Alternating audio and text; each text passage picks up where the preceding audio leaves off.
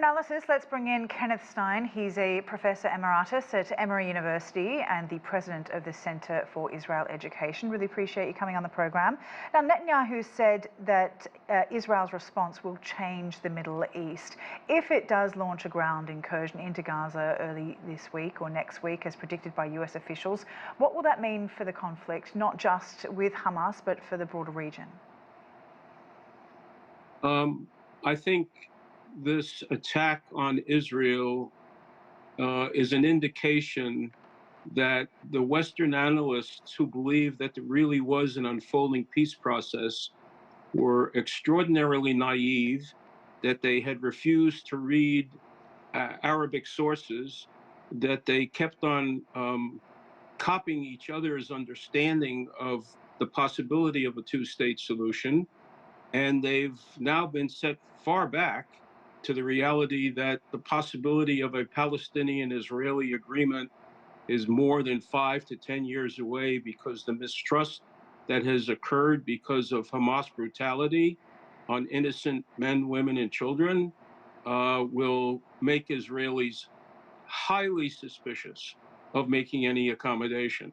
Whether Hamas is destroyed or not in the Gaza Strip, the damage has been done to the idea of trust between the parties. The only reason that Sadat and Begin reached an agreement in 1977, 78, and 79 was because they had a major amount of trust between them, and they were not fighting one another while negotiations was going on. I think the Israelis are prepared to rearrange the Gaza Strip, maybe put in different kinds of rulers and leaders, maybe put it under the international community for a period of time. I think it's highly impossible, almost impossible, to predict how the fighting will continue, and it will continue until the Israelis feel that they have exacted a price that may equal the 1,200 or so Israelis who have been killed, and more than 2,000 have been injured. I'm sorry. If Iran is behind this attack orchestrated by Hamas, as the leaders in Hamas and Hezbollah suggest, does that mean potentially that Israel could be brought into a two-pronged attack, a war, with not just Hamas but also Hezbollah? No, I don't. I think the Israelis would like to keep their northern front relatively quiet. I think there's no doubt that Iran has provided money and weapons.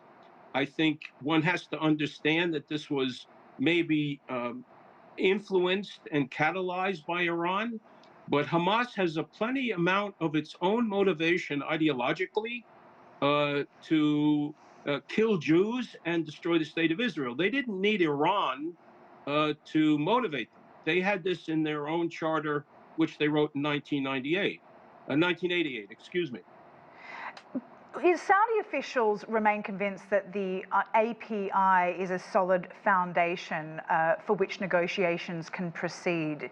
Do you think that there has been enough effort from Israel to try and find a solution, a two-state solution, which is what Saudi Arabia wants? I think everyone would like to see a separation between the two communities. I think the sticking point for the Israelis on the Arab Peace Initiative was the phrase that says, "in all resolution, the UN resolutions will apply." And for the Israelis, that means the Palestinians want the right to come back to pre-state Israel, which would change the demographic nature of the Jewish state. And I think that's why the Israelis have not been fully embracive of the Arab Peace Initiative. All right, we'll leave it there. Kenneth Stein, appreciate that. Professor Emeritus at Emory University and the President of the Center of Israel Education. Thank you.